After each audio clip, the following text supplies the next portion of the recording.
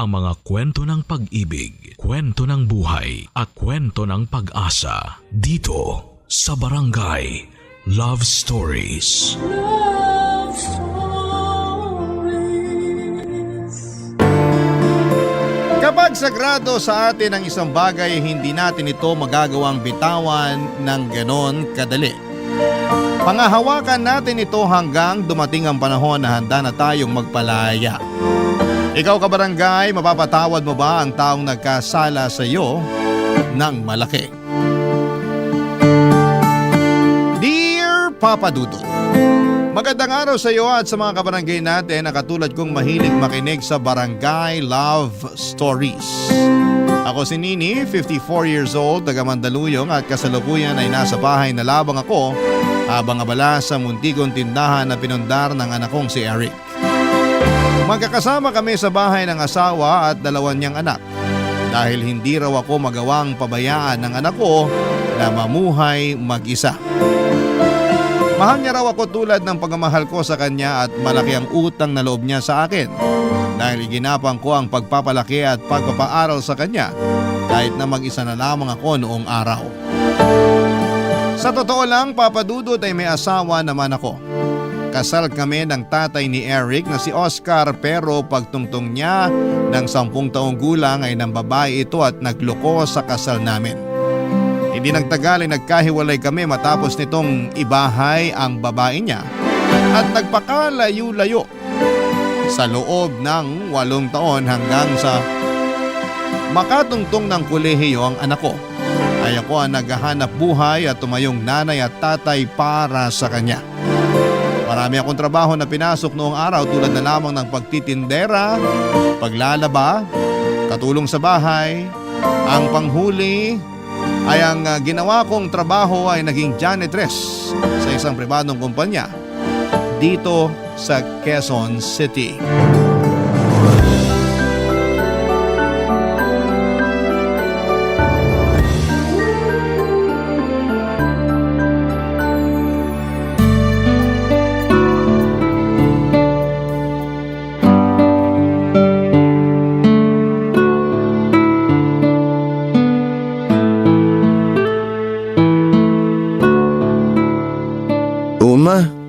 Bakit naman po nakangiti kayo dyan? Wala naman. Natutuwa lang ako sa iyo, anak. Sa kabagay na bagay sa iyo yung uniforme mo. Napakagwapo mong tignan. Akala ko po may dumi ako sa mukha eh. Wala ah. Speaking of mukha ma, di ba kay lolo ako nagmana? Nakuha ko yung kagwapuhan niya. Akala ko sasabihin mo sa tatay mo. Kay papa? Hindi po ako sa kanya nagmana. O bakit naman? Gwapo naman ang tatay mo. Di ko na maalala yung mukha niya kung gwapo ba siya o hindi. Basta kinakalimutan ko na siya. Mula nung pinagpalit niya tayo dun sa babae niya. Hanggang ngayon ba? Hindi mo pa rin napapatawad ang tatay mo? Hindi ko po siya kayang patawarin ng ganun-ganun na lang matapos lahat ng mga atraso niya sa atin. Pinabayaan niya tayo. Iniiwan. Pinagpalit sa iba. Kung hindi niya ginawa yun, di sana hindi kayo magkakandakuba sa pagtatrabaho para lang mabuhay at mapag-aral ako. Siya dapat ang gumagawa nun eh. Pero tungkulin ko rin naman yun kasi nanay mo ko. Hindi kita pwedeng pabayaan, lalo na nung mga panahon na yun. Nandun na nga po tayo kaya sobrang nagpapasalamat po ako sa inyo kasi di niyo ako pinabayaan. Yung ibang mga magulang dyan, hinahayaan na mapariwara yung mga anak nila kasi hindi nila maitaguyod. Pero kung magkasama kayong dalawa ni Papa sa pagpapalaki sa akin, hindi niyo sana sinusolo lahat ng mga responsibilidad. Kaso wala eh, tinakasan niya tayong dalawa. Pero matagal na yun. Hanggang ngayon ba hindi mo pa rin kayang kalimutan yung nangyari? Ma, wala pong dahilan para kalimutan ko yun kahit na bumalik pa siya dito sa bahay ngayon. Eric naman. Sorry po ma, pero matagal ko nang sinabi sa sarili ko na hindi ko siya mapapatawad. O siya, sige, wag na natin pag-usapan yung tatay mo. Imposible namang bumalik pa siya. Sana nga hindi na siya bumalik. Sana lang talaga. Hindi naman natin siya kailangan eh. Pag nakatapos na ako ng pag-aaral, hindi nyo na kailangan magtrabaho ma. Ako na magtataguyod sa ating dalawa. Kakayanin naman nating dalawa eh kahit na wala siya. Maiba tayo anak.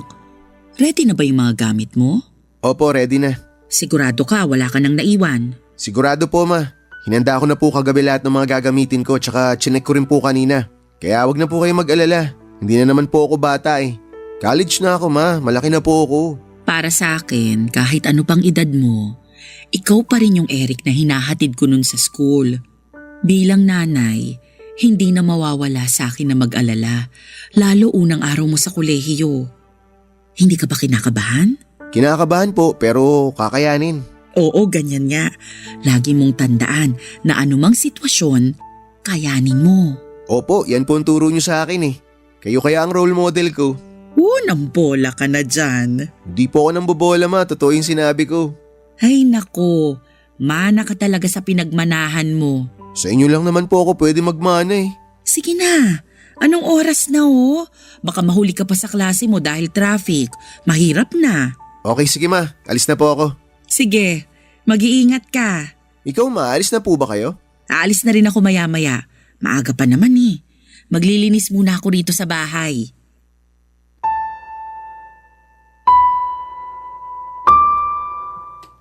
Papa Dudut, hindi ko masisisi ang anak ko kung galit siya sa tatay niya dahil na rin sa ginawa nito sa amin. Pero ayoko namang lumaki siya na namumuhi sa sarili niyang ama dahil kung ako ang tatanungin ninyo ay matagal ko nang napatawad si Oscar. Oo, nandun pa rin ang pagkadismaya ko sa kanya dahil sa pangiiwan niya sa amin ni Eric para sumama sa ibang babae. Pero habang lumilipas ang panahon, Papa Dudut, natatabunan ang pagiging abala ko sa trabaho at pag-aaruga sa anak namin ang galit ko sa kanya at sa mga ginawa niya sa amin. Bukod doon ay aaminin ko na malaki talaga ang pagpapahalaga ko sa kasal. Sagrado kong ituring ko yon, kaya nga kahit na ilang beses na sa aking sinabi noon ni Eric na ikinakahiya niyang dalhin ang apelyido ng tatay niya ay wala na lang akong imik. Pero sa kaloob-looban ko ay mahalaga pa rin sa akin ang natatanging bagay na yon. Dahil yun na lang ang pinangahawakan ko para masabi na minsan, ikinasal ako sa lalaking minahal ko. Ganon ang paniniwala ko hanggang isang araw ay bigla na lamang nagbalik sa buhay namin si Oscar, Papa Dudut.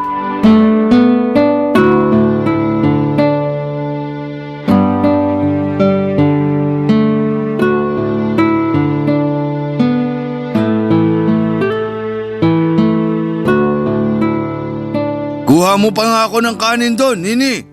Grabe gutom ko sa biyahe. Ay sige, sandali. Kukuha pa kita. Sa sobrang tagal kong hindi nagbiyahe, muntik ko nang makalimutan yung daan pa uwi rito sa atin. Ang dami nang nagbago. Marami na rin tinayong mga tindahan at gusali. Oh, eto na yung kanin mo. Sige, kumain ka pa. Salamat. Ikaw, hindi ka ba kakain? Tapos na kami kumain ng anak mo. Nasa na nga pala si Eric? May binili lang sa malapit na tindahan. May project daw sila kaya lumabas pagkatapos kumain. Siguro malaki na yung anak kong yun, no? Oo, binata na.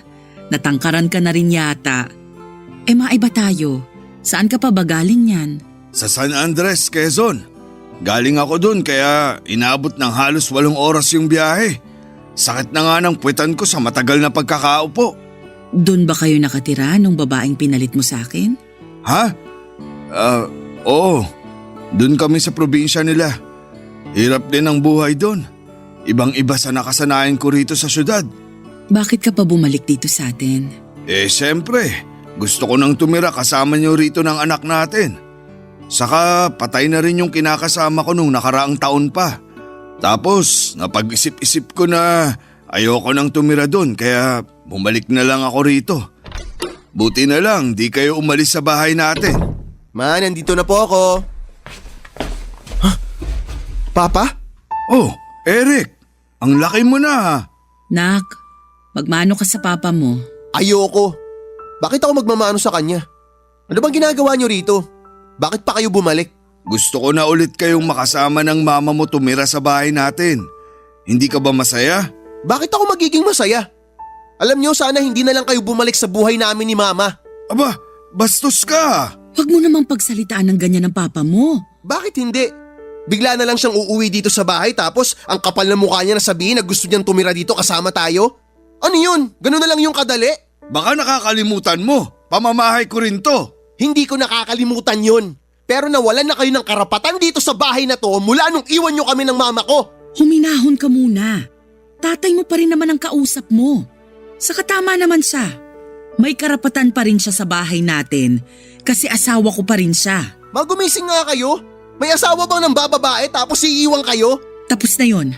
Sabi ng papa mo, wala na rin daw yung kinakasama niya. Patay na kaya bumalik siya sa atin. Ganun. Kasi namatay yung kinakasama niya kaya gusto niya nang bumalik dito sa atin. Ang kapal naman ng mukha niyan. Eric naman. Dami mo namang satsat eh. Mama mo nga tinanggap ako ng maayos. Tapos ikaw, kung ano-anong sinasabi mo sa akin. Ay nako, lumaki ka lang naging bastos at palasagot ka na. Mukha namang di mo pa kaya sarili mo. Ang dami mong daldal.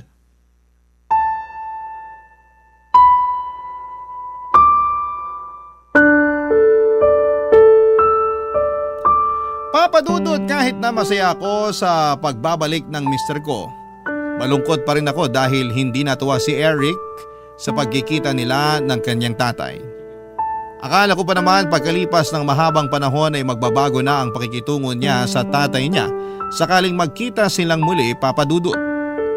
Pero nagkamali ako dahil noong ko lang nakita ang mas matinding galit sa mga mata at reaksyon ni Eric. Hindi ko naman siya masisisi pero umaasa pa rin ako ng mga panahon na yon na sana'y mapatawad pa rin niya ang tatay niya, lalo na kailangan kami ni Oscar. 3 araw makalipas tumira ulit si Oscar sa bahay at inamin niyang may dinaramdam siya sa tagiliran niya. Naisip kong ipakonsulta siya sa doktor at doon namin nalaman na may malubha siyang sakit. At dahil nga patay na ang kinakasama niya ay wala nang mag-aalaga sa kanya, kundi ako na lamang na lehitimong asawa niya ng mga panahong yon. Papa Dudut. Barangay Love Stories. Barangay Love Stories. Papa Dudut, katulad ng sinumpaan namin sa altar noong kinasal kami ni Oscar, magsasama kami sa hirap at ginhawa, sa lungkot at ligaya, sa sakit at sa kalusugan. Alam ko na pagsubok lang ng Panginoon sa amin ang paghihiwalay namin noong araw, pero sa huli ay pagkalipas ng mahabang panahon ay pinagbuklod pa rin kami ng Diyos upang magkasama ni Oscar. Alam ko na ako na lang ang maasahan niya ng mga panahong yon. Kaya naman nangako ako sa sarili ko na hindi ko siya bibiguin. Sa kabilang banda ay ayaw pa rin ng anak ko na tumira sa bahay namin ang tatay niya, pero wala pa rin siyang nagawa dahil ako pa rin ang masusunod sa aming dalawa. Kaya nga nanatili si Oscar sa bahay at tinuring ko siya bilang asawa. Mas nanaig sa akin ang awa at habag sa kanya ng mga panahong yon dahil sa kondisyon niya. Noong pina-check up namin si Oscar ay nakumpirma namin na meron siyang chronic kidney disease at kailangan na niyang magdialysis. Ako lang ang nag-asikaso kay Oscar kaya hindi rin maiwasan na mapagod ako, lalo na at nagtatrabaho din ako. At yon ang bagay na napansin ni Eric nang minsan niya akong kumustahin pagkatapos naming maghapunan.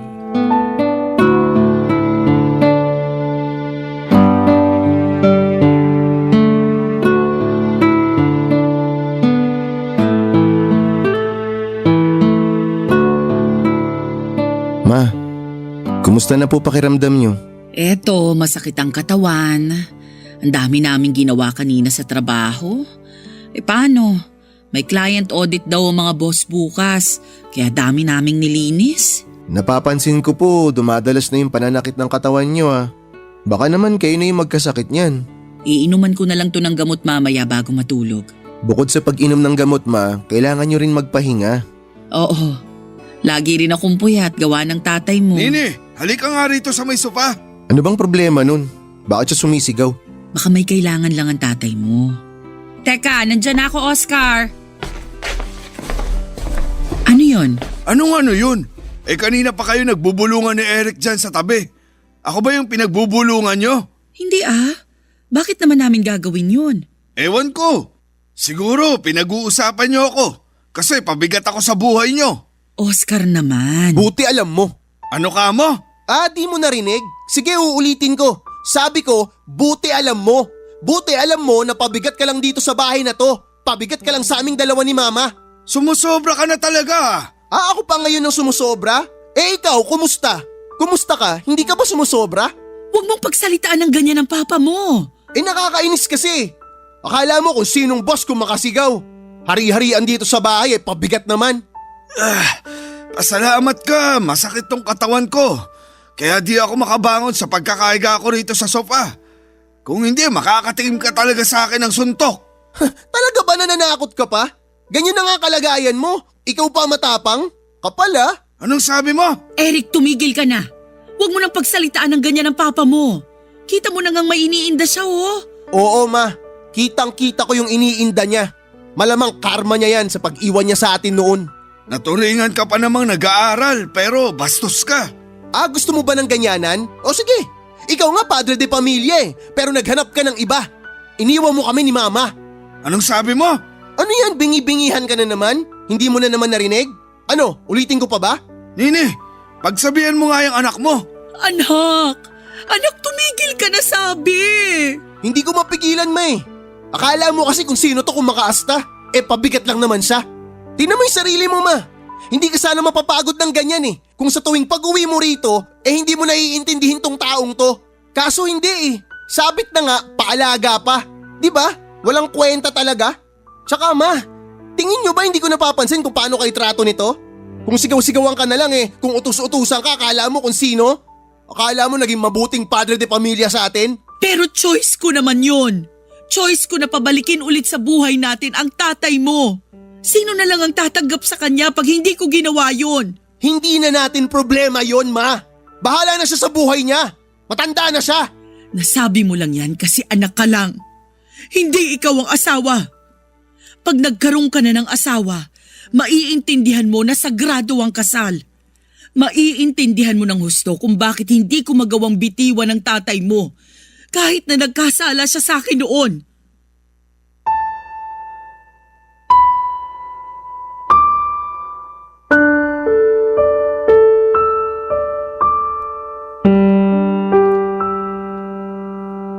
Papa Dudut, nung hindi pa kami nagkakahiwalay ni Oscar ay may ugali na talaga siya na mabilis magalit o mapikon sa mga bagay-bagay. Naisip ko na baka mas lumala lang yon sa mga gamot na pumapasok sa katawan niya. Pero hindi kinatuwa ng anak namin ang trato sa akin ni Oscar dahil para kay Eric, hinahamag ako ng tatay niya sa loob pa mismo ng pamamahay namin.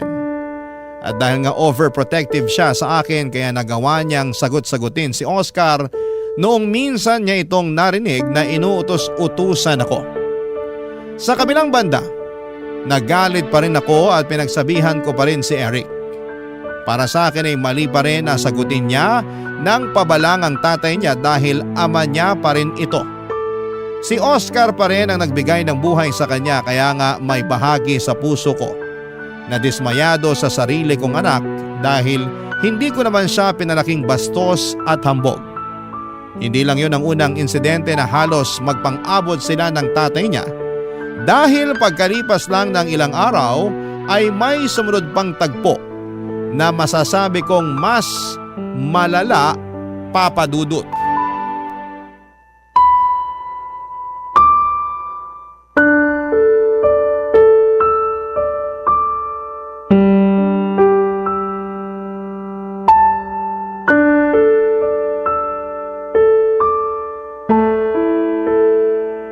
Eric!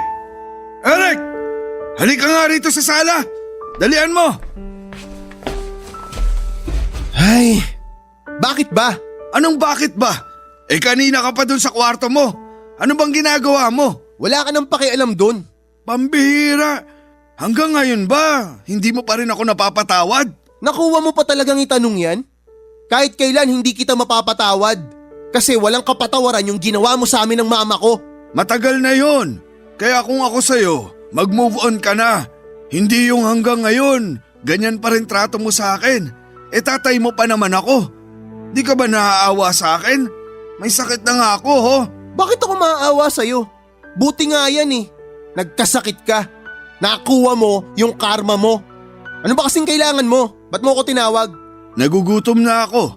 Wala pa ba nanay mo? Wala pa. Baka nag-overtime sa trabaho. Wala bang makakain dyan? Iinom pa kasi ako ng gamot. May natitirang kanin sa kaldero. Meron pang ulam mo dun sa plato sa lamesa. Yun ang kainin mo. Ayoko na nung ulam. Nakakasawa na eh. Kapal naman ang mukha mo. Nakuha mo pa magsawa. Wala ka namang ambag dito sa bahay na to. Ikaw pa yung malakas ang loob na mamili ng kakainin mo. Pabigat ka na nga, reklamador ka pa. Bakit ka ba ganyan magsalita? Tatay mo pa rin naman ako. Wala akong pake. Simula nung umalis ka sa bahay na to, nawalan na ako ng tatay. Nawalan na ako ng respeto sa'yo. Para sa akin, patay ka na. Kaya huwag kang umasta na akala mo kung sino ka. Ang hirap kasi sa mga kabataan ngayon, mapagtanim ng galit sa mga magulang. Kung makapagsalita ka, akala mo perpekto ka na. Pero walang-wala naman ako kung ikukumpara sa'yo. Kasi ikaw, kampun ka ng demonyo. Kahit na ganyan patingin mo sa akin, mahal na mahal pa rin ako ng nanay mo. Tingnan mo, tinanggap niya pa rin ako sa bahay at buhay niyo. Kahit na iniwan ko siya noon para sumama sa iba. Patunay lang yon na patay pa rin siya sa akin. Kaya di niya ako kayang tiisin. Aray ko! Bakit mo ako sinuntok? Kulang pa yan sa lahat ng ginawa mo sa amin ni Mama. Sa lahat ng mga pang-iinsulto mo sa kanya. Eric, tama na! Bitawan niyo ako, Ma. Tuturuan ko lang ng leksyon yung taong yan. Kapal na mukha niya. Awatin mo yung anak mo, kundi papatulang ko na yan. Pwede ba? Manahimik ka na lang dyan, Oscar. Ako pa talaga? Oo. Ikaw lang naman yung panggulo rito. Nagugutom lang naman ako. Nagugutom ka? Di kumain ka sa kusina mag-isa. Hirap kasi sa'yo, wala ka ng silbi, ang arte-arte mo pa. Tumigil ka na. Huwag mo nang bastusin ang tatay mo. Bakit hindi ko babastusin yung taong yan? Siya yung una ng bastos sa akin, Ma. Pero hindi pa rin sapat na dahilan yon para suntukin mo siya. Tingnan mo. Lalo mo lang dinagdagan yung sakit na nararamdaman niya. Sabi ko nga kanina, kulang pa yung suntok ko na yun sa kanya sa lahat ng mga naging kasalanan niya sa ating dalawa, Ma. Bakit ka ba kasi pumayag na pabalikin siya dito sa bahay natin? Mas maayos pa nung tayong dalawa lang eh. Kaya naman natin. Sana hinayaan mo na lang siya na magdusa sa sakit niya. Di ba ganoon naman yung ginawa niya sa atin noon? Hinayaan niya tayo na magdusa? Lahat ng nararanasan niya ngayon, karma niya yan. Kaya dapat hindi siya tinutulungan.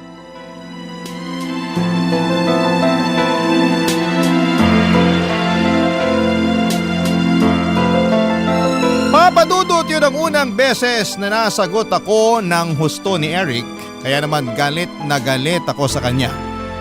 Magalang kasing bata at marespeto ang anak ko, kaya gano'n na lamang ang gulat ko dahil parang sa loob lamang ng maiksing panahon ay nagbago na siya. Siguro yung malaki talagang impluwensya ng pagkamuhi niya sa tatay niya para mawalan na siya ng respeto sa akin na nanay niya. Bukod doon ay masama rin ang loob ko sa kanya dahil sa panununtok niya kay Oscar. Ilang araw din kaming hindi nag-imika ni Eric pero sa huli ay kinausap ko siya at humingi siya ng tawad sa akin dahil sa mga nasabi niya. Nagsorry din ako sa kanya at pinilit ko siyang patawarin na rin ang tatay niya. Pero hindi ganoon kadali yon dahil hindi raw deserve ni Oscar ang kapatawaran niya. Napabuntong hininga na lamang ako at pilit na tinanggap sa aking puso ang desisyon ng anak ko. Doon ko nga naisip na habang walang magulang ang makakatiis sa anak, ay merong mga anak na kayang tiisin ang mga magulang nila. Papadudot. Barangay Love Stories. Barangay Love Stories. Papadudot, mabilis na lumipas ang 3 taon. At sa loob ng panahong yon ay nagkayod kalabaw ako sa pagtatrabaho para masustentuhan ang pagdadialysis ni Oscar. Walang-wala rin kasi siya ng mga panahong yon at ako lamang ang maasahan niya na tutulong sa pagpapagamot niya. Pero kahit anong pagsisikap ko sa trabaho ay kinakapos pa rin kami. Kaya naman inilapit ko na si Oscar sa lokal na gobyerno at iba pang pribadong institusyon para makatulong sa pagpapadialysis niya. Nagbenta na rin po ako ng mga personal naming gamit para makadagdag sa ipon ko. Noong nagkapuhunan ako ay nagtinda ako ng mga merienda na inaalok ko sa mga katrabaho ko. Ginawa ko yon kasabay ng pagtatrabaho bilang janitress. Kahit na mahirap ay wala akong hindi kakayanin para madugtungan pa ang buhay ng asawa ko. Kaya lang dahil nga mas madalas pa rin kaming masait, pati ang inipon kong pera para sa pag-aaral ni Eric ay nagastos ko na. Papa Dudut.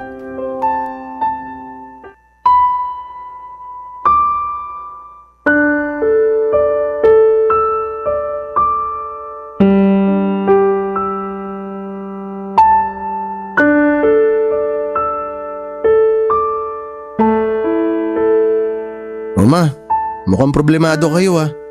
May nangyari po ba? Oo anak, may kasalanan ako sa'yo. Ano po yun? Yung pera kasing inipon ko para sa graduation fee mo at sa iba pang bayarin mo sa eskwelahan, nagastos ko. Pampadialysis ng tatay mo, kapos na kasi tayo eh. Ngayon, hindi ko alam kung saan ako kukuha ng pera para sa nalalapit mong graduation. Ay, ayos lang po yun.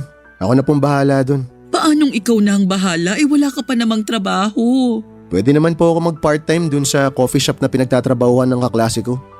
May bakante daw po sila, niyayaya niya ako. Sigurado ka ba? Baka mahirapan ka ha? Mukhang hindi naman ako mahihirapan, ma. 6:00 hanggang 10:00 ng gabi lang naman ang duty ko kung sakali. Yung perang kikitain ko dun, makakatulong sa akin yun para may pambayad ako sa graduation tsaka pambili ng susuot kong damit. 4 na buwan na lang naman din, ma, makakagraduate na ako. Salamat anak. Sa totoo lang, nahihiya ako sa'yo. Bakit naman po kayo nahihiya sa akin? Yang kailangan mong magtrabaho para makapag-ipon ng pambayad sa graduation at iba pang gastusin sa eskwelahan. Hindi na kinakaya ng sweldo ko na tustusan pag-aaral mo dahil nga sa sitwasyon ng papa mo. Ay, ayos na po yun. Pag nakagraduate ako, matutulungan ko na rin po kayo dito sa bahay. Huwag po kayong mahiya sa akin, wala naman po kayong dapat na ikahiya. Salamat talaga dahil naging maunawain at matulungin kang anak. Mana po kasi ako sa inyo, maunawain kayo tsaka matulungin. Kaya nga, kahit na anong kasalanan ni Papa noon, tinanggap nyo pa rin siya. Tinulungan, pinagamot. Nung una hindi ko po talaga maintindihan yun kung bakit ganun yung naging desisyon nyo. Pero nitong huli, naisip ko rin na baka nga tama kayo sa sinabi nyo sa akin. Na kapag nakapag-asawa na ako, tsaka ko lang maiintindihan kung gaano kasagrado ang kasal. Oo, kasi hindi naman lahat ng tao perpekto. Lahat nagkakasala. Lahat nagkukulang. Ultimo ako. Kaya nga nung bumalik sa buhay natin ang papa mo, sinabi ko sa sarili ko na nakahanda ulit akong gampanan ng pagiging asawa ko sa kanya. Kaya nga nakakabilib kayo, May. Kasi kinaya nyo yun. Tapos ipinagpatuloy nyo pa yung pagiging asawa nyo sa kanya kahit na mahirap. Mahal ko ang papa mo Ganun talaga yata pag nagmamahal ang tao. Kaakibat na nun yung pagsasakripisyo at pagpapatawad. Ikaw ba? Kumusta na ang pakikitungo mo sa papa mo? Napatawad mo na ba siya, anak? Hindi pa rin, ma, pero sinusubukan ko naman. Naiinis lang kasi ako sa ugali niya kapag mainit yung ulo niya. Lalo na pag nakikita ko yung trato niya sa inyo. Inis na inis ako. Akala mo kung sino Pero pinipigilan ko yung sarili ko kasi wala naman ako magawa. Alangan naman palayasin ko siya rito. Pagpasensyahan mo na lang siya pag nagkakaganon. Baka epekto na rin ang gamot sa kanong sakit niya. Ay, ano pa nga po ba? Pagsasabihan ko na lang din siya. Pero sana, mas lawakan mo pa yung pag-intindi mo sa tatay mo. Tulad nga po ng sabi ko, ma. Sinusubukan ko naman po talaga Salamat ulit, anak. Salamat talaga, ha?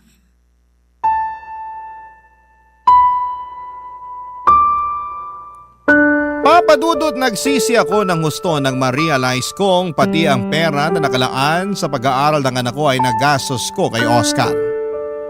Para ako natauhan ng mga panahong yon pero buti na lamang at maunawain si Eric. Kahit na hindi pa rin siya sangayon sa pagkupkup ko sa tatay niya, paggastos at pag-aalaga rito dahil may sakit ito ay hindi na pinaramdam sa akin ng anak ko ang mga bagay na yon. Sali pa siya na ang nagkusang tumulong sa akin sa pagtatrabaho para mapaaral niya ang kanyang sarili. Makalipas nga ang 4 na buwan ay nakapagtapos na sa kolehiyo si Eric at siya na ang naging katukatulong ko sa pagtatrabaho para masuportahan ang dialysis ni Oscar.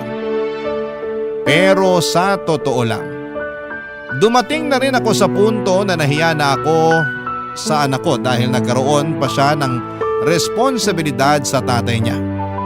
Pero sinabi lang sa akin ni Eric na ginagawa niya yon para matulungan ako dahil mahal niya ako. Hindi nagtagal ay umalis na ako sa kumpanyang pinagtatrabahuhan ko at nag-focus na lamang ako sa pag-aalaga kay Oscar. Kaya lang ay parang walang pinagbago ang ugali at pakikitungo sa amin ng asawa ko. Akala mo kung sino pa rin siya na hari sa pamamahay namin kung umasta siya, Papa Dudut.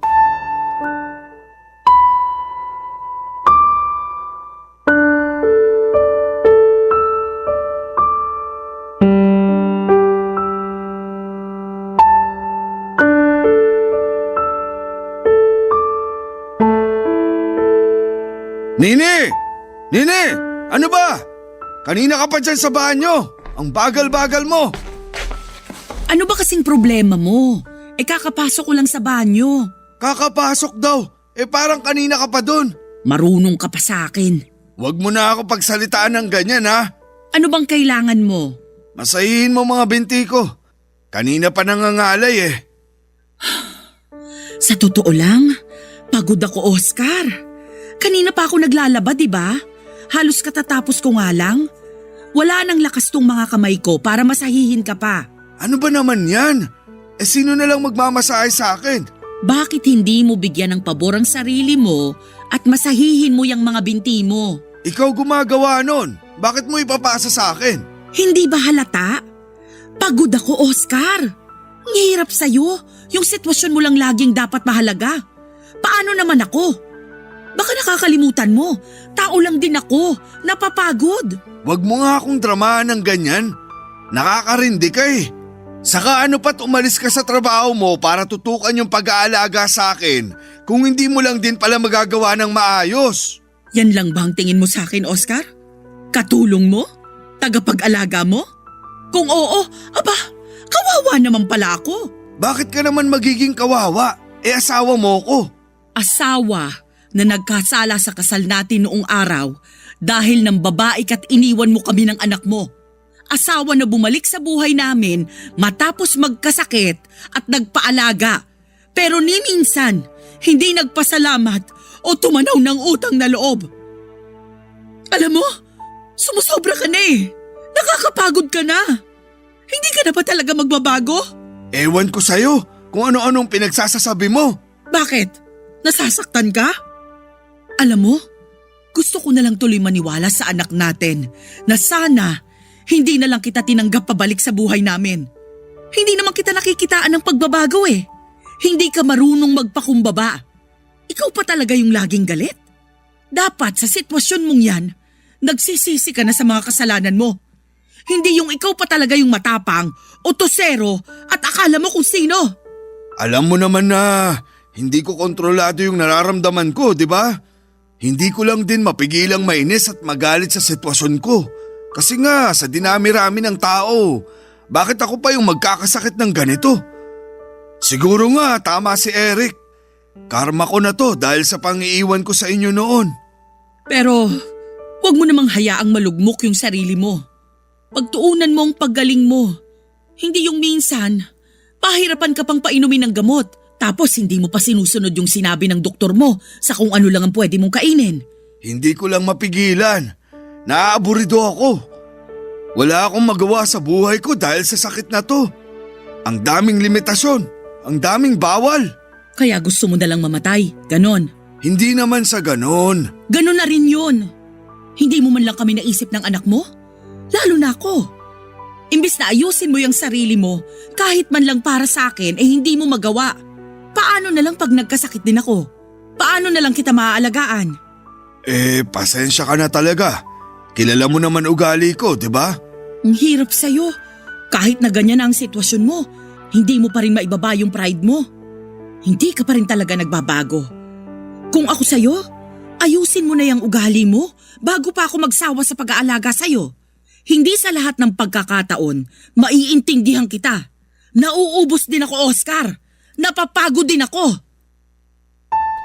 Papadudot dala na rin ng matinding pagod at frustration ng araw na yon kaya nasabi ko ang mga masasakit na salitang yon kay Oscar.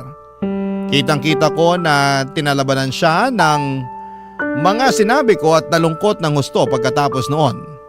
Pero ramdam ko na gumaan ang loob ko matapos kong mapakawala ng mga bagay na matagal ko nang kinikimkim sa dibdib ko. Napakatigas kasi ng ulo ni Oscar. Mataas ang kanyang pride at nakakapagod na alagaan. Pero dahil mahal ko siya at asawa pa rin ang turing ko sa kanya, kaya ako ginawa ang mga bagay na yon kahit na nakakapagod na. Sa huli ay kinakitaan ko naman ng pagbabago si Oscar at mas naging madali na siyang alagaan. At kausapin hanggang sa mga huling sandali niya, Papa Dudut. Dahil sa lumala niyang sakit ay binawian ng buhay ang mister ko taong 2015. Malungkot po ako sa pagkawala niya pero wala akong pinagsisisihan na idalagaan ko siya hanggang sa bawiin na siya ng may kapal sa amin. Bago tuluyang mawala si Oscar ay humingi siya ng tawad sa amin ni Eric at nagpasalamat sa pag-aalaga ko sa kanya. Para sa akin ay sapat na yon para tuluyang palayain sa kamatayan ang aking pinakamamahal na asawa. Sa kasalukuyan ay inaabala ko na lamang ang sarili ko sa pagtitindahan at pakikinig sa programa ninyong Barangay Love Stories. Nalilibang kasi ako at nakaka-relate sa mga istoryang ibinabahagi ng mga kabarangay natin. At sa tulong ng manugang ko ay nakapagsulat ako ng kwento na pinadala namin sa inyong istasyon. Hanggang dito na lamang po ang sulat ko at maraming salamat po sa iyong programa and more power and God bless sa inyong istasyon. Ang inyong forever na kapuso at kabarangay. At super fan ng inyong programa, Nini. Barangay Love Stories. Barangay Love Stories. Anong say mo sa Barangay Love Stories na ito? Pagkwentuhan natin sa comment section yan. Nagustuhan ng iyong napakinggan? Ituloy yan via live stream sa www.gmanetwork.com/radio.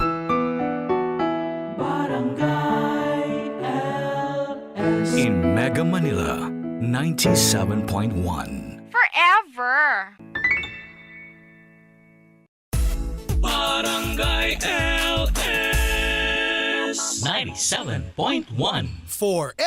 Mga kwento ng pag-ibig, kwento ng pag-asa at mga kwento ng buhay dito sa Barangay Love Stories. Love Stories.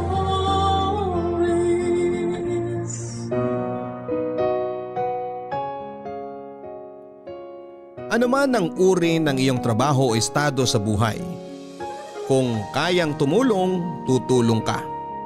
Sa kahit na anong paraan ay gagawa ka ng paraan makapagatid lang ng tulong. Ikaw, anong tulong ang naihatid mo na? Dear Papa Dudut, walang sukatan ang tulong. Maliit man o malaki, ang tulong ay tulong. Magandang araw po sa inyong lahat, Papa Dudut. Ako nga pala si Arnel, 35 years old at isang proud sikyo. Tubong Cebu ako pero dito na sa Maynila nakahanap ng trabaho. Napadpad ako dito hindi lang syempre para buhayin ang aking pamilyang umaasa sa akin. Napadpad ako dito para magpakalayo-layo sa ex-GF ko. Hiniwalayan niya ako dahil hindi ako ang gusto ng pamilya niya. Hindi raw kasi ako nakapagtapos ng pag-aaral at paniguradong asin lang ang kaya kong ibuhay sa kanilang anak. Sinubukan ko siyang ipaglaban pero sinabi niya na matatalo lang kaming pareho. Masyado akong nahulog sa kanya dahil naibigay ko mahigit kalahati nga ng buhay ko. Nakagawa ko ng isang bagay na hindi nagustuhan ng lahat. Nang sinubukan ko makipagkita sa kanya para sa closure ay iba ang plano ko talaga. Inaya ko siyang magkita kami sa bahay ng isang kakilala para makapag-usap. Pumayag naman ito, ang hindi niya alam ay plano ko nung itaka siya sa tulong ng kakilala ko.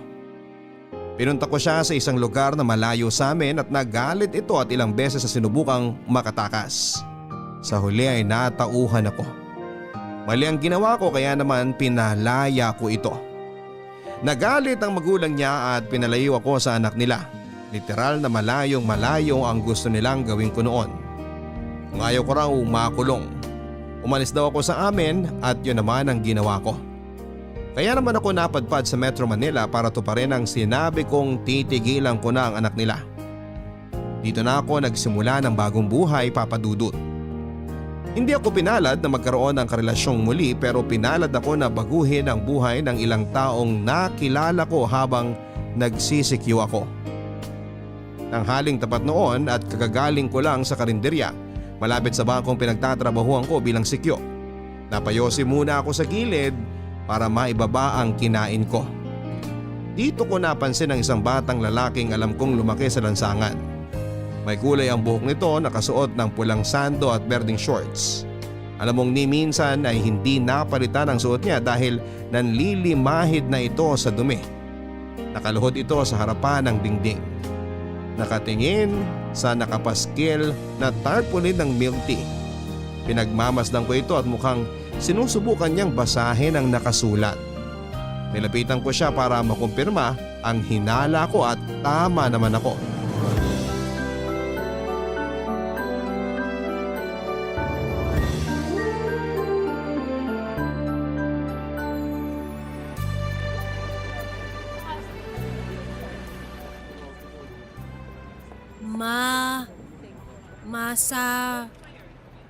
Sarap. Masarap. Hindi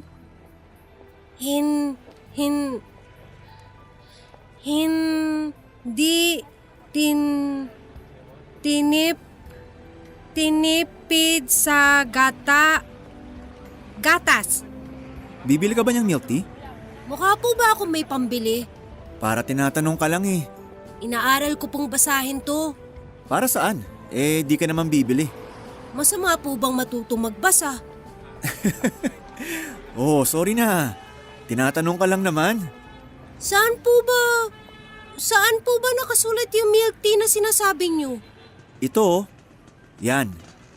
Milk tea. Milk tea. Bakit po may A sa dulo ng tea?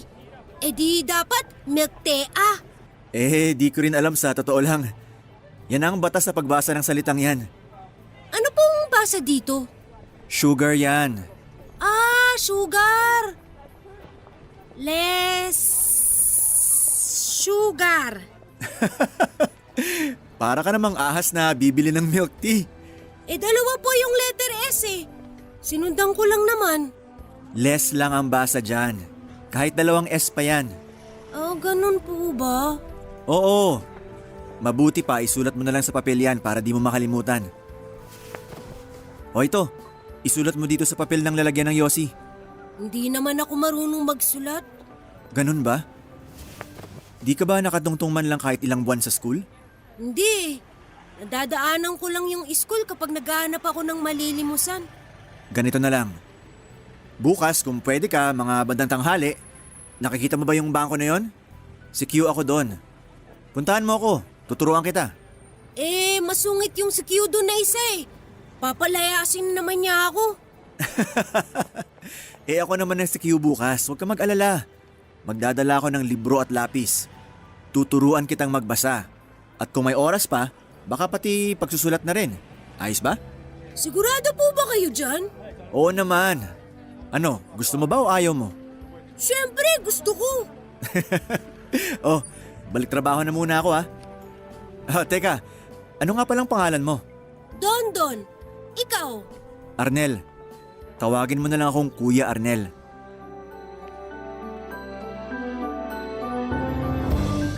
Ito ang unang pagkakakilala ko sa 10 taong gulang na batang si Dondon. Natuwa ako sa kanya dahil kahit mahirap ang buhay niya ay nagpursige pa rin ito para matuto kahit sa simpleng paraan lamang. Bihira ang mga taong kilala kong ganito. Kaya naman sinabi ko sa sarili ko na hanggat kaya ko ay tutulungan ko siyang matuto. Hindi ako nakatapos ng pag-aaral, Papa Dudut, kaya siguro malapit ang loob ko noon sa mga katulad ko. Minata kasi ako ng ilang beses sa amin dahil wala akong nakuhang diploma sa kolehiyo. Kaya nga ako hiniwalayan ng karelasyon ko noon, hindi ba? Kaya naman pinangako ko sa sarili ko na kahit high school lang ang tinapos ko ay gagawin ko ang lahat para mapabuti ang buhay ko at ng pamilya ko. Nang nakauwi na ako sa bahay after ng shift ko sa work ay inuna kong hanapin ang mga tinago kong libro sa karton. Nakangiti ako habang binubuklat-buklat yon at sa wakas ay magagamit na rin siya. Kuya Arnel! Oh, kala ko di ka na darating eh. Tuturuan ko na lang sanang magbasa yung pusang galang nakita ko kanina eh. Pasensya ka na kuya. Napatagal ako sa pagkakalakal kanina. Oh, ito pala. Sampagita? Di naman ako altar para alayan mo niyan. Pampabango yan ang kwarto mo. Ibenta mo na lang kaya yan. Sanay naman ako sa mabahong kwarto ko eh. Binili ko nga to dun sa kakilala ko para may bayad ako sa'yo sa pagturo mo sa akin magbasa eh. Uy, di naman ako humihingi ng bayad. Di naman ako totoong teacher para bayaran. Pa-thank you ko na lang, Kuya Arnel. Ikaw lang may gustong magturo sa akin eh. Hindi yan. Ayos lang. Ibenta mo na lang yan para makabili ka ng makakain mo mamaya. Kuya, di raw dapat tinatanggihan ng sampagita. Bakit naman daw? Mumultuhin daw kayo ni Sampa. Ihilain ang paa niyo sa gabi at itatanim kayo sa lupa para maging pataba sa puno ng sampagita. Sinong Sampa? Si Sampa. Yung nasa alamat daw ng sampagita. Kung ano-anong nalalaman mo. O sige, akin na to. Pero sa susunod, hindi mo na kailangan bilhan ako ng kahit na ano. Masaya akong turuan ka. Basta magpakabait ka lang. Sige po. Maupo ka dyan. Pagpasensyahan mo na tong libro na ipapabasa ko sa'yo. May mga sulat na at pasira na rin. Nakita ko lang kasi to sa inuupahan ko eh. Ayos lang, kuya. Ang importante, matuto ako. Okay, game. Teka, ano bang pwedeng... ito. Ano sa tingin mo ang basa rito? Kuyu, ez. Kaya mo yan. Kuyu,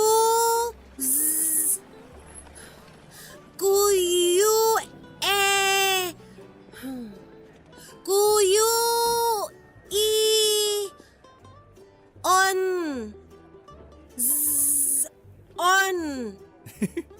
Konti na lang.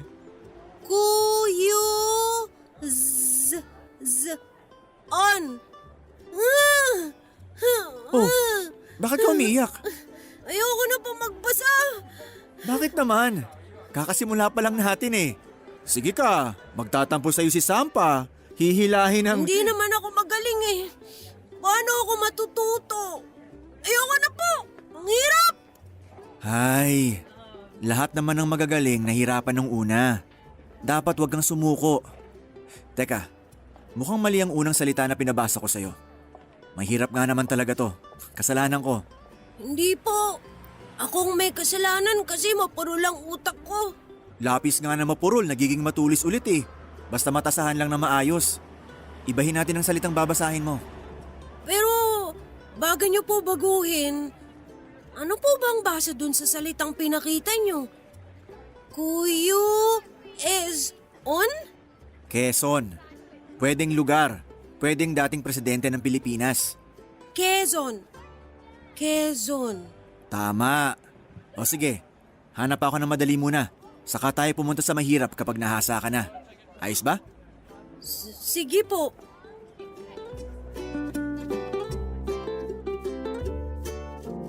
Nalaman kong hindi talaga nakatungtong ng paaralan itong si Dondon. May nanay ito nagturo sa kanyang magbasa ng ilang salita. Sa lahat ng mga salitang yon tungkol pa sa sugal, naawa tuloy ako sa kanya. Lalo na nung sinabi niyang binubugbog siya ng bagong asawa ng nanay niya. Hindi naman siya kinampihan ng nanay niya. Hinayaan lang daw siyang bugbugin para madisiplina siya. Pinaka nalungkot ako sa kinuwento niyang minolesta siya ng kaibigan lalaki ng kanyang stepfather. Inakala niyang mabait ito noong una. Inakala niyang lalaking lalaki ito. Pero noong minsang nalasing ito, Papa Dudut, kasama ang stepfather niya ay doon na siya hinubaran ng shorts. Ito ang nagudyo kay Dondon para takasan ang buhay niya. Kung saan ito napadpad para lamang makalayo. Papa Dudut, marami pa siyang kinuwento sa akin. Nasaktan at nagalit ako dahil sa murang edad ay kinailangan niyang pagdaanan yon. Mas lalo tuloy akong nagpursige na turuan siyang magbasa, magsulat at magbilang. Gusto ko noon na mabigyan man lang siya ng magandang pangyayari sa buhay niya. Inisip ko nga na baka sinadya ng Diyos na ipakilala siya sa akin para matulungan ko siya sa paraang kaya at alam ko. Barangay Love Stories. Barangay Love Stories. Ang mga Kapuso shows mapapanood at mapapakinggan din abroad via GMA Pinoy TV, GMA Live TV at GMA News TV channels. Para mag-subscribe, visit www.gmapinoytv.com. Follow us at GMA Pinoy TV on Facebook, Twitter, Instagram, YouTube, Viber, and TikTok for the latest updates on Kapuso programs, artists, events, promos, and more. Salamat, Kapuso! Barangay Love Stories. Barangay Love Stories.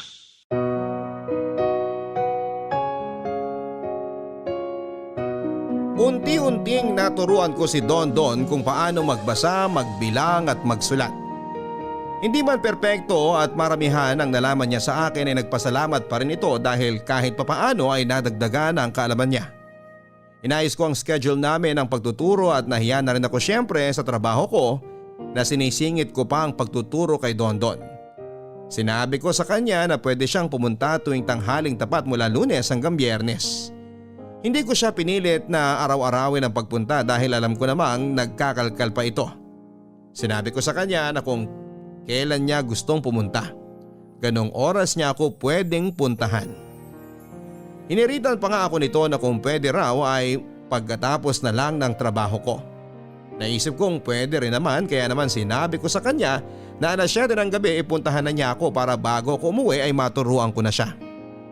Nakita kong porsigido talaga siyang matuto.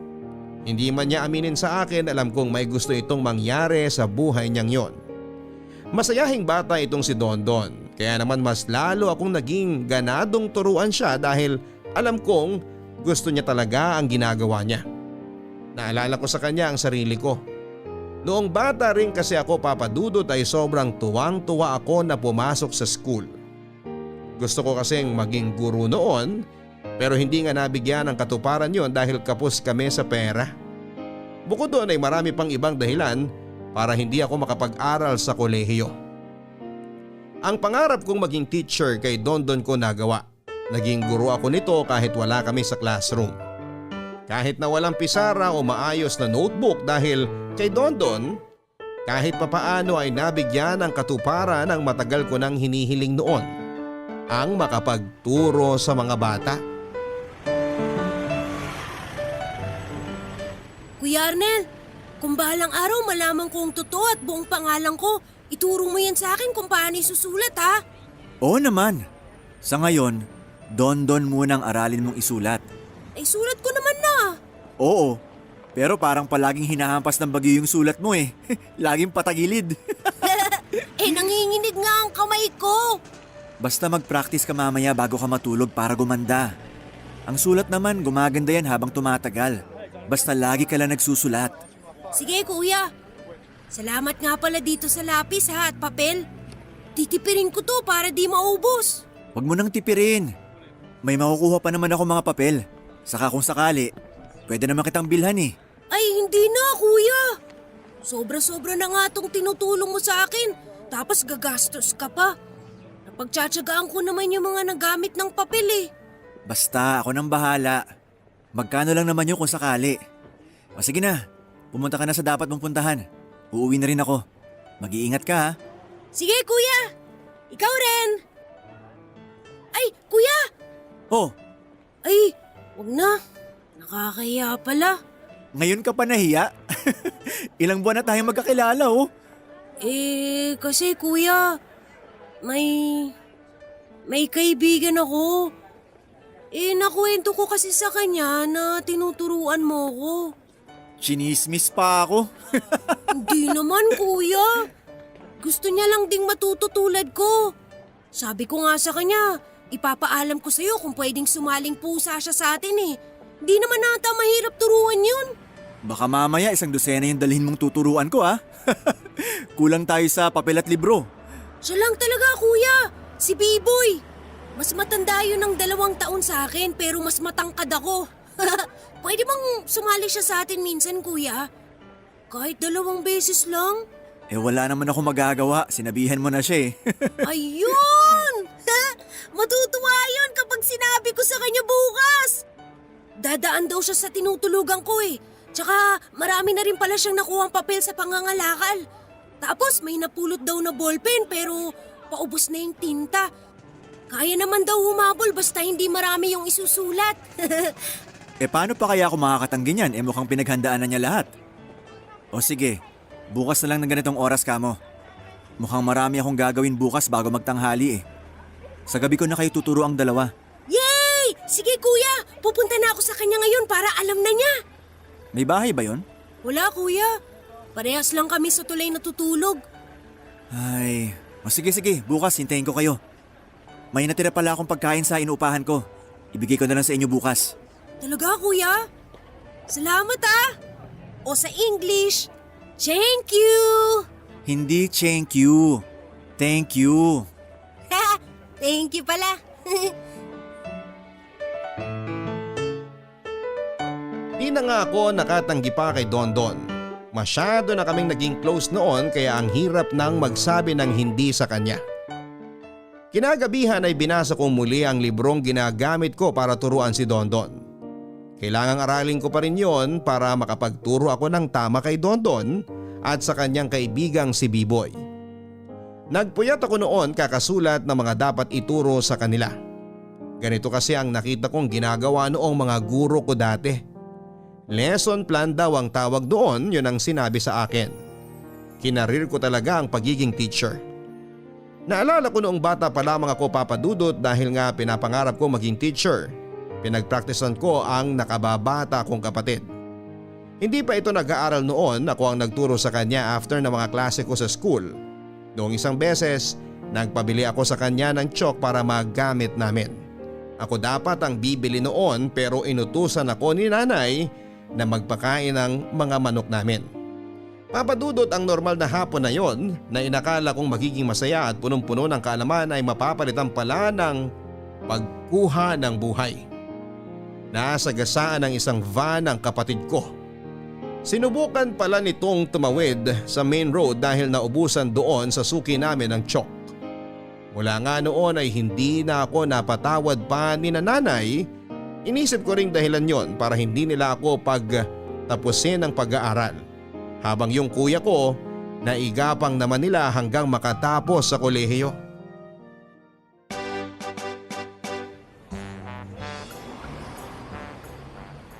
Kuya Arnel, andito na kami. Uy, sakto ah. Mukhang maaga kang dumating ah. Kala ko nga mahuhuli ako eh. Hinintay ko pa kasi magugas ng paatong si B-Boy. Diba B-Boy? Uy, magsalita ka. Hello B-Boy. Ako si Kuya Arnel. Ako yung magtuturo sa inyo kung paano magbasa, magsulat at saka magbilang. Okay ba? Uy B-Boy, kanina ang daldal mo. Ngayon para kang nakagat ng aso dyan. Magsalita ka, nakakahiya. Hayaan mo na, Don. Baka nahihiya. Ikaw naman. Ako nga hindi nahiya nung una kitang nakilala, kuya eh. Eh, sa makapal na yung mukha mo nun eh. Uy, grabe ka naman, kuya. Biro lang. Ikaw naman. Oh, B-Boy. B-Boy, kinakausap ka ni Kuya Arnel. Sagot ka kahit meow. Loko ka talaga, Don. Eh, mas madaldal pa nga yan sa akin eh. Kanina tuwang-tuwa nung sinundo ko. Marami raw siyang ipapaturo sa'yo lalo sa pagbibilang para daw hindi siya naloloko. Aray! Bakit mo ako sinuntok sa braso? Ikaw kasi ang sutil mo sa kanya. O B-Boy, kung handa ka na magsalita at makisali sa amin ni Don, magsalita ka lang ha. Hayaan mo, kung pagbibilang, marami akong ituturo sa'yo para di ka na nga lokohin. Bahala ka dyan, B-Boy. Basta ako, Gusto ko nang mag-aral ngayon. Tara dito para makaupo tayo ng maayos. Sama ka na rin, B-Boy. Nilinya ko na pala tong mga ituturo ko, Dondon. Konti lang to. Bumawi na lang tayo bukas na tanghali kung pwede ka o kung pwede kayo. Sige kuya, sunduin ko na lang din tong si B-Boy kung gusto pa niyang matuto. Di ba B-Boy? Bahala ko nga dyan. Huwag mo na pilitin, Dondon. Nahihiya nga eh. Mas lalong di magsasalita yan kapag ganyan ginagawa mo. O sige, mukhang ikaw muna talaga, Dondon. Sundan mo lang muna ako dito sa dalawang salita na to. Ref, refrigerator. Refrigerator. Refrigerator. Huwag mo kasing bilisan ng pagbasa. Oh, isa pa para makausad na tayo sa pangalawa. Ref, Ref. re, Je. rator. Rator. Refrigerator. Refrigerator. Isa pa nga at...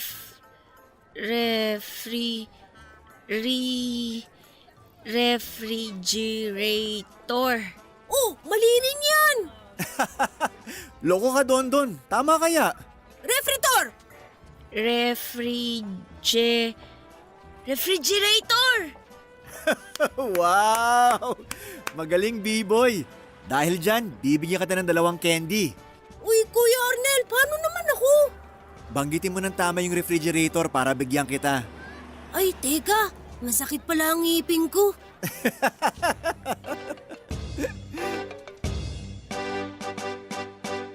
Naging masaya ang gabing yon nang sumubok na si B-Boy na sabayan ang pagtuturo. Bago natapos ang gabi, may natutunan na siyang ilang salita sa akin. Natuto na rin siyang magbilang hanggang 10. Pinaulit ko yon sa kanya bago siya matulog. Sinabi ko assignment niya yon. Natuwa naman ito at nakita kong habang naglalakad sila palayo ni Dondon ay nagbibilang ito ng mga daliri niya. Ayon sa kwento ni Dondon, laking lansangan na raw talaga itong si B-Boy. Walang nagturo kahit isa sa kanya kung paano magbilang kahit hanggang 5. Dahil ang nanay nito ay isang inabusong taong grasa. May nagampon sa kanya dati na matanda pero isang araw namatay ang matandang yon kaya napilitan itong si B-Boy na buhayin ang kanyang sarili.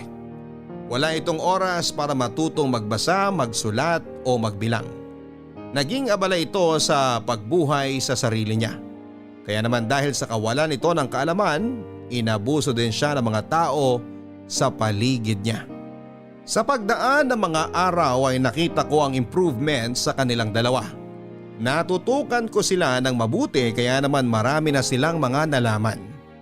Kinuwento nga nila sa akin na para raw makapag-practice bawat tarpaulin o kahit na anong nakapaskil kung saan-saan ay binabasa nila. Natuwa naman ako dahil gumawa pa rin sila ng paraan na matuto after ng mga klase nila sa akin. Naisip ko na sino ba naman ang hindi gaganahang magturo sa mga ganitong klase ng bata. Wala akong pinabayad kahit piso sa kanilang dalawa.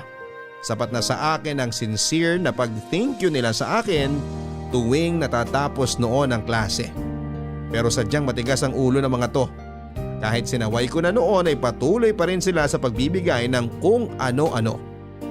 Tulad ng hopya, barya, sampagita o kaya buko juice. Sinabi nga ni Dondon na nakakaramdam naman daw sila ng hiya. Siyempre nagagamit ko raw ang oras ko noon para turuan sila. Imbis na ipahinga ko na lamang. Sumagot ako at sinabing hindi ako nakakaramdam ng pagod sa tuwing nakikita ko sila na natututo. B-Boy, ikaw na lang mag-abot nitong mga papel kay Dondon kapag nagkita kayo. Sige po kuya, subukan ko siyang daanan bukas dun sa tinatambayan niya. Ayos lang kaya siya? Kinakabahan naman ako. Ngayon lang umabsent yun sa klase natin eh. Ayos lang yung kuya. Nabanggit din niya sa akin pala na nung isang araw may racket daw siyang pupuntahan. Kaya baka may isang klase daw siya na hindi mapuntahan. Baka ito na nga yung nangyari. Sana nga ganun. O paano yan? Magandang umuwi na tayo bago mawala ng maraming tao dito sa labas. Para safe kang bumalik ng tulay. Naku kuya, sanay na ako maglakad kahit walang katao-tao. Mabuti pa rin yung nag-iingat. Kahit naman siguro harangin ako dyan, wala naman sila makukuha sa akin Sa tsura kong to. Nanakawan pa ba nila ako? Baka ako pa magnakaw sa kanila. Uy, alam kong biro lang yan pero baka mahipan ka't magkatotoo. Kahit anong mangyari, wag na wag kang magnanakaw. Mali yun. Oo naman po, kuya. Kung gusto kong magnakaw, di dati pa sana. Ang dami kayo nagtatawag sa akin sa tulay para samahan ko sila. Lumayo ka sa mga taong yan. Hindi sila magandang impluensya sa'yo. Lalasunin lang nila ang utak mo. At saka pag nagkagipitan, baka ikaw pang unang ilaglag nila. Yan nga rin po ang naisip ko Hindi nyo na kailangang alalahanin yun, kuya. Hindi ko gagawin yun kahit magipit pa ako ng todo. Kung may kailangan ka o kahit gutom ka, huwag kang matuksong magnakaw. Lapitan mo ako. Ako ang magbibigay ng pangkain mo. Salamat, kuya. O siya, tara na. Isabay na kita hanggang dun sa kanto. Kuya? Oh, ano yun? Ito po. Oh, para sa niyang barya? Bigay ko po sa inyo. Pandagdag pamasahe lang po, kaya pambili ng yosi. Pang yosi talaga? Wag na, ayos lang ako. Kunin nyo na po. May extra pa naman ako dito Mas kailangan mo yan kesa sa akin. Gamitin mo sa susunod na araw kung wala kang kikitain. Pasasalamat ko po to sa inyo bilang pagtulong nyo po sa akin. Di naman ako nagpapabayad Sinabi ko naman sa inyo, ayos lang ako. Masaya ako natutulungan ko kayo. Kahit ngayon lang po, alam kong malaking perwisyo. Wag na wag niyong iisipin na perwisyo kayo sa akin. Natutuwa nga ako kasi pati ako natututo kapag tinuturuan ko kayo Pero kuya, inipon ko po talaga to para sa inyo Saan ba galing ang perang yan? Yung iba sa pangangalakal, yung iba napupulot ko naman po sa mga kanal kapag pabalik na ng tulay. Ay, pero B-boy. Sige na po kuya. Okay, ganito na lang Itatago ko ang perang to para kung sakaling kailangan mo, may magagamit ka. Pero para sa inyo po yan Uutangin ko na lang to. O ayan, para magamit ko na rin. Tapos kapag kailangan mo, bawiin mo lang sa akin. Kung ayaw mo na talaga tong mga baryang to, ipang memeryenda natin ni na Dondon sa susunod. Ayos ba? Sige po, kayo pong bahala. O tara na. Tara po. Naisip ko nang ampunin ang dalawang ito, Papa Dudut, pero kung magpapakatotoo, noon ay hindi sapat ang kinikita ko para buhayin ang mga batang ito. Hindi nga halos kasya ang inaabot kong pera sa pamilya ko sa probinsya. Tapos magdadagdag pa ako ng pagkakagastosan. Kaya naman tinulungan ko na lamang sila sa ibang paraan. Tinuruan ko sila at ginabayan. Naging kaibigan din nila ako na nagpaparamdam sa kanila na maganda pa rin ang mundo. Tuwing wala naman akong ganap sa trabaho dati ay inaaya ko silang kumain sa karinderya. Pinagpakulo ko rin sila ng tubig na iinumin at nilalagay ko noon sa jug para may malinis silang tubig sa tinutuluyan nilang tulay. Kung may mga pagkain noon na ibinibigay sa akin sa trabaho, sila rin ang nakikinabang. Ito ang mga naging simpleng tulong ko sa kanila. Naisip ko na sana maging sapat yon.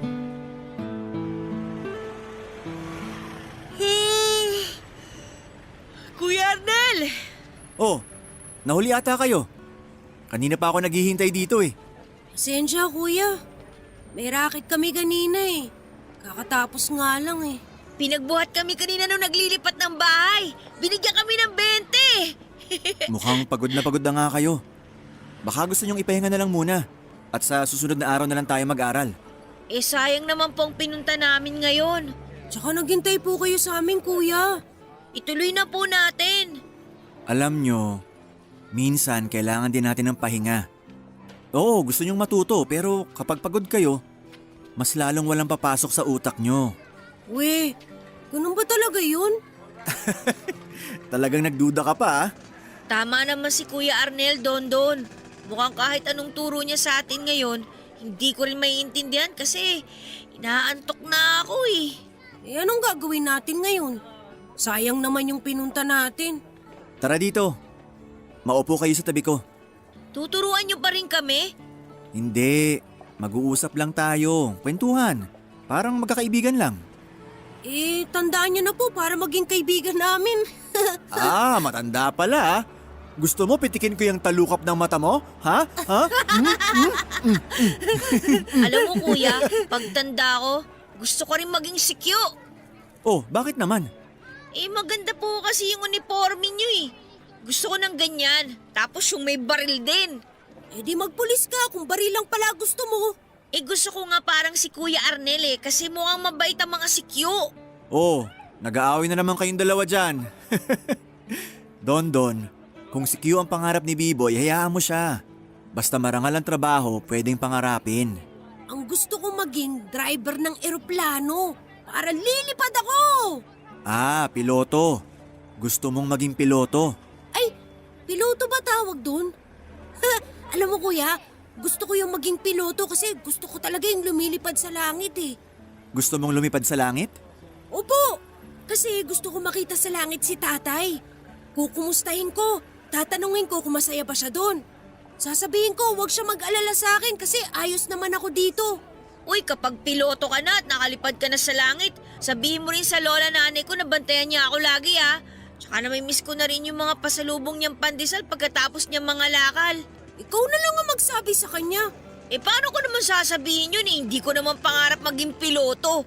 Baka mabangga ako pa yung eroplano kasi hindi naman ako marunong mag-drive Di pasahero na lang kita. Kapag piloto na ako, libre ka na para makausap ko na rin lola nanay mo.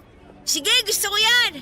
Ipakilala mo rin ako sa tatay mo para masumbong ko mga ginagawa mo dito sa lupa. Kuya, napuwing ka ba? Namamasa-masa mga mata mo. Gusto mo hipan ko? Hindi. Nahamugan lang siguro ako kasi gabi na. Don, B-Boy. Ano po yan, kuya? Kahit gaano kahirap ang buhay, gumawa kayo ng paraan para matupad nyo lahat ng gusto nyo, ha? Promise? Opo, kuya. Promise, kuya.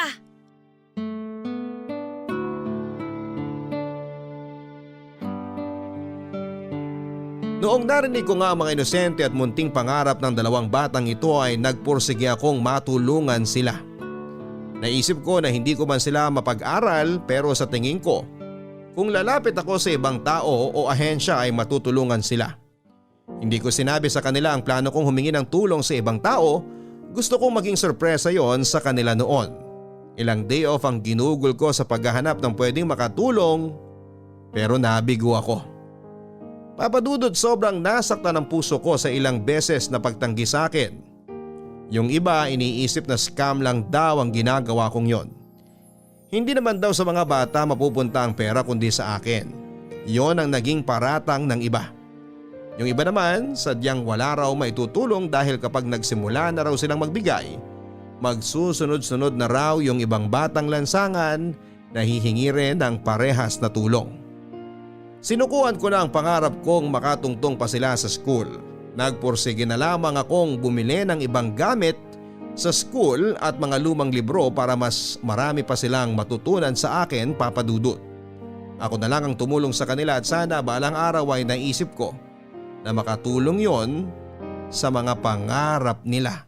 Barangay Love Stories. Barangay Love Stories. Ang mga Kapuso shows mapapanood at mapapakinggan din abroad via GMA Pinoy TV, GMA Live TV at GMA News TV channels. Para mag-subscribe, visit www.gmapinoytv.com. Follow us also at GMA Pinoy TV on Facebook, Twitter, Instagram, YouTube, Viber, and TikTok for the latest updates on Kapuso programs, artists, events, promos, and more. Salamat, Kapuso! Barangay Love Stories. Barangay Love Stories.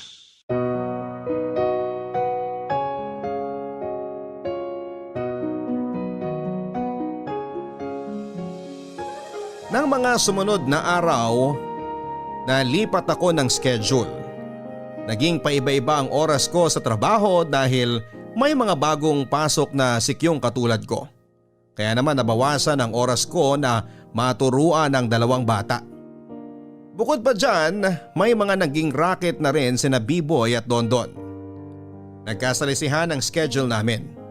Ayoko namang pilitin silang pumasok sa klase ko kung usapang pagkakakitaan na nila ang nakalatag. Minsan bumabalik ako sa trabaho para kunin ang mga naiwan kong libro. Saglitan lang ang balak ko noon kasi kinakailangan kong makapagpahinga ng 4 na oras bago ang susunod na duty ko.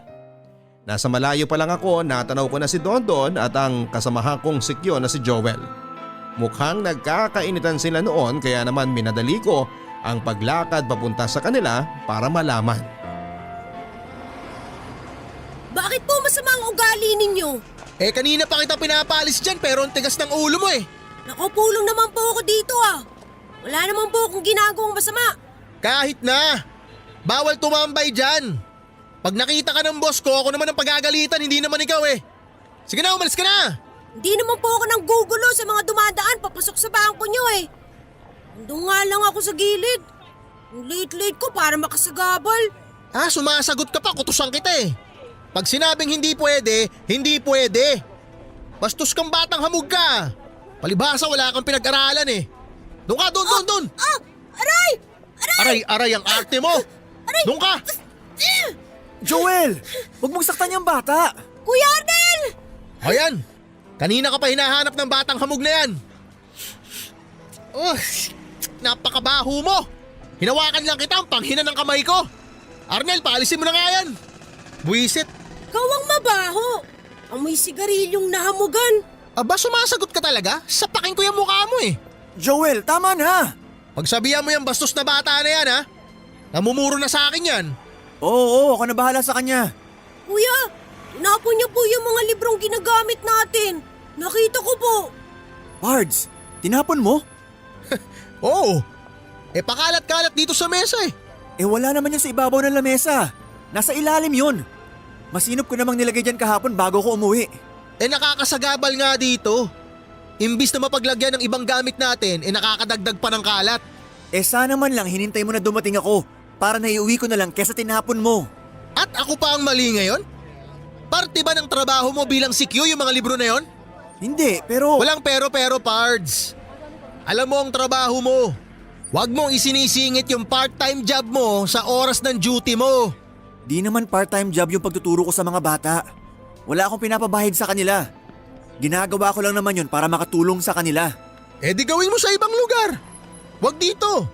Sinasayang mo ang oras ng trabaho, Pards, sa katutulong sa mga batang hamog na yan. Hindi naman matututo yung mga yan eh. Pulpul yung mga yan. Di sayang, Pards. Kahit papano, natututo naman sila. Kahit matutong magbasa o magsulat ang mga yan, sa tingin mo may pupuntahan pa ang buhay nila? Tayo nga eh, na medyo nakakaangat sa kanila, baka wala nang iasenso sa buhay. Sila pa kaya? Huwag mo naman silang maliitin. May mga pangarap din ng mga yan. Bata pa sila. Marami pang pwedeng mangyari. Grabe, naniniwala ka ron? Sus, magising-gising ka na, Arnel. Sa pelikula lang nangyayari yan. Walang happy ending sa mga batang lansangan. Tandaan mo yan.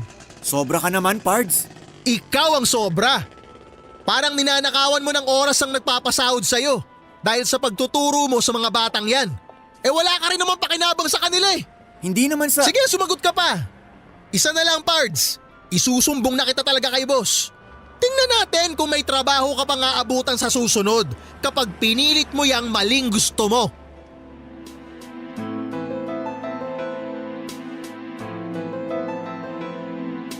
Inaya ko na lang na umalis si Dondon. Nalungkot akong hindi na ipaglaban ang gusto kong mangyari. Mas malaki ang laban noon ni Joel. Totoong ginamit ko lang ang ilang oras ko sa trabaho para maturuan ang mga bata. Oo, wala namang nangyaring masama sa bangkong binabantayan ko pero hindi pwedeng ipagkaila na mali pa rin ang ginawa ko. Kinausap ko ang 2 bata at sinabing sa ibang lugar ko na lang sila tuturuan. In-explain ko sa kanila na hindi po pwede yung ginagawa namin dati. Naunawaan naman nila at kahit papaano, nakaramdam sila ng hiya dahil sa mga nangyari. Sinabi kong pupuntahan ko na lang sila sa tulay after ng trabaho ko para mas safe sa aming 3. Sinabi ko rin na mababawasan ang oras ng pagtuturo ko dahil kailangan kong humabol ng pahinga sa trabaho. Nadagdagan kasi ako ng duty sa madaling araw dahil nabalitaan kong biglang nag-awol ang mga ibang pinasok na sikyo. Napagod ako sa unang linggo na ginawa ko yon, Papa Dudut. Yung pagod ko pa lang noon na pumunta malapit kina Dondon at B-Boy ay sobra na yon. Dagdag pa niyan, pagod na rin ako kakaisip sa pamilya ko. Nagkasakit ang tatay ko kaya kinakailangan ko noon na magpadala ng dobleng halaga sa dating pinapadala ko. Kaya naman naghanap din ako ng ibang pwedeng racket para matustusan ang nabutas kong budget. Gusto na noong bumigay ng katawan ko pero habang iniisip ko ang mga taong umaasa sa akin, kinakailangan ko kaagad na bumangon. Kuya, pandesal oh. Malinis yan ah. Di ko pinulot yan. Ayos lang. Sa'yo na lang. Almusal mo bukas para may lakas kang mga lakal. Uy, B-boy, hati tayo. Para bukas ko pa to. Kakakain mo nga lang kanina ng pandiregla eh. Ang damot nito. Sana sa susunod na buhay mo, maging panderegla ka. Sana maging pandiregla ka. Mawawat na yan. Ituloy na lang natin to bukas. Kailangan ko nang umuwi. Pero maaga pa po ah. Gusto ko rin kasi magpahinga. Pero wala naman po kayong pasok bukas, di ba? Dito po muna kayo. Matagal-tagal ka naming di nakausap eh. Oo nga po kuya, kahit kwentuhan lang po ulit. Kahit po wag niyo muna kaming turuan. Balitaan mo kami kung ano nangyari sa inyo nung nakaraan. Oo nga kuya, oo nga. Kayong dalawa na lang magkwentuhan. Uwi na ako. Don, B-boy. May gusto sana akong sabihin sa inyo eh. Ano po yun kuya? Mukhang di na ako makakapagturo sa inyo. Hala kuya, bakit po? Alis na po ba kayo? Ayaw niyo na po ba sa amin? Parehong hindi. Ay, napapagod na kasi ako. Di na kaya ng oras ko. Nakahanap na rin ako ng isa pang trabaho para may pangdagdag na pera para sa pamilya ko. Paano naman po kami kuya? Sabi niyo, hindi kayo mapapagod na turuan kami. Akala ko rin eh. Hindi nyo na po tutuparin yung pangako ninyo na tuturuan nyo kami lagi. Eh bakit parang ako pa yung may kasalanan dito? Kasalanan ba talagang mapagod? Hindi naman po pero umasa kasi kami. Di nyo kasi alam ang pakiramdam ko ngayon. Sa totoo lang, pagod na ako. Hindi ko alam kung bakit buhay pa ang katawan ko eh. Dagan na ako sa mga problema. Sana man lang maintindihan nyo yun. Naintindihan po namin kuya. Tara na, B-boy! O bakit kailangan mo akong irapan, Don? Ako pa mali ngayon? Parang utang na loob kong turuan kayo ah. Eh wala nga ako nakukuha sa inyo kahit piso eh. Kuya, huwag ka na po magalit. Ayos lang naman kami ni Dondon. Ikaw lang, hindi ako. Hindi ako ayos kasi nangako ka sa amin na tuturuan mo kami lagi. Ikaw nga nagsabi na kapag may pangako, tuparin. Tapos ngayon, di mo namang gagawin. Para saan pa ang tinuro mo kung papaliin mo rin? Dondon, ano ba? Tinuruan ba kitang sumagot-sagot ng ganyan sa nakakatanda sa'yo? Di ba sabi ko sa'yo na masama yan? Pero parang di ka pa rin natuto. Kuya, wag na po kayo magalit kay Dondon. Alis na po kami. Mabuti ba nga umalis na kayo? Dagdag sakit kayo ng ulo ko eh. Sorry po kuya. Tara na, Dondon. Katulad ka rin nila. Pinaasa mo rin kami. Pinaasa mong may pupuntahan pa ang buhay namin kasi tutulungan mo kami. Pero hindi naman pala. Sinungaling! Dondon, tama na yan. Tara, B-boy! Di na natin kailangan ng tulong niya. Sandali lang, Dondon ha. May naiwan ako eh. Diyan ka lang. Oh, bakit ka pa bumalik? Di ba sinabi kong... Kuya, gusto ko lang magpasalamat sa lahat ng tinulong niyo sa amin. Dahil sa inyo, hindi na ako naloloko ng mga pinagbebentahan ko ng kalakal kasi marunong na akong magbilang. Salamat kuya ah. Kasi kahit si Dondon, hindi na inaasar na bobo kasi tinuruan mo na siyang magbasa tsaka magsulat. Salamat talaga kuya.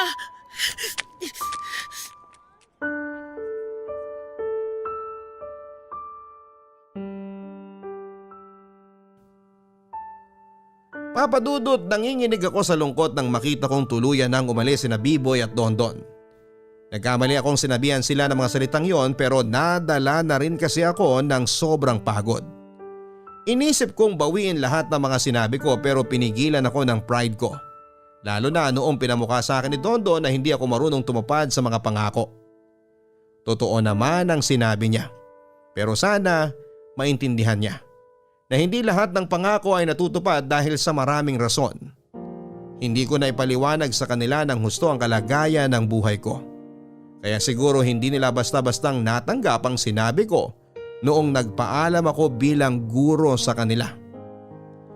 Papa Dudut, lumipas ang mga araw at hindi ko na muling nakita sina Biboy at Dondon. Inisip kong baka magpakita silang muli. Inisip kong baka nagtampo lang sila. Sinubukan kong puntahan sila sa tulay para mag-sorry. Naisip ko na kahit na hindi naman nila ako maging guro ay pwede pa rin naman nila akong gawing kaibigan o nakakatandang kapatid. Hindi ko na sila nakita sa tulay. Ilang araw ako nagpabalik-balik doon pero hindi ko sila naaabutan. Sa paglipas pa ng ilang buwan, naibalik ko na ang dating buhay ko. Gumaling na si tatay at hindi ko na kailangang bugbugin noon ang sarili ko sa 2 trabaho. Nakapagpahinga na ako ng maayos at binala ko na ring hanapin sina Biboy at Dondon para ituloy ang pagiging teacher ko sa kanila. Pinadala ko sa kapatid ko ang mga lumang libro ng anak niya. Natuwa ako kasi alam kong magugustuhan nila yon. Sa pagbabalik ko noon sa tulay, ganun pa rin ang nangyari. Hindi ko pa rin sila nakita. Ilang beses ako nagpabalik-balik dati, makita lamang sila pero wala na talaga. Nagpunta na rin ako sa ibang lugar na madalas nilang pinupuntahan para mangalakal pero wala rin. May mga sinabi sa akin na baka kasama silang 2 na nakuha ng mga sindikato. Yun daw nangunguha ng mga bata tapos ay ikakalat sa ibang parte ng Pinas para mamalimos. Dinadasal ko na sana'y hindi at dinadasal kong sana'y nagtampo lang talaga sila at piniling taguan ako. Dinasal kong ayos lang sila at hindi pinagkakakitaan ng iba. Papa Dudut, sobrang sama ng loob ko at punong-puno ako ng pagsisisi sa puso ko dahil hindi pa naging maayos ang huling pagkikita namin. Hindi pa pandemic noong huli ko silang nakita. Mas lalo tuloy akong nag-alala ngayong pandemya kung nasaan na sila. Gabi-gabi hindi man nila alam pero lagi silang laman ang aking dasal sa Panginoon. Hindi man maibigay sa kanila ang pangarap nilang maging piloto at sikyo, pero sana maibigay sa kanila ang proteksyon na kailangan nila habang naglalakbay sila sa buhay na meron sila. Maraming salamat po Papa Dudut sa pagbasa ng aking liham. Ang inyong kabarangay forever, Arnel. Walang sukatan ng tulong. Maliit man o malaki, ang tulong ay tulong.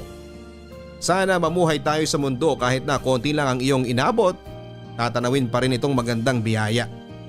Sana mawala na ang ginawang konsepto ng ibang tao na may sukatan ng tulong. Para sa lahat ng mga taong kapos pero nagawa pa rin magbigay, para po sa lahat ng mga kinakayang mag-abot kahit na alam nilang masasaid na rin sila.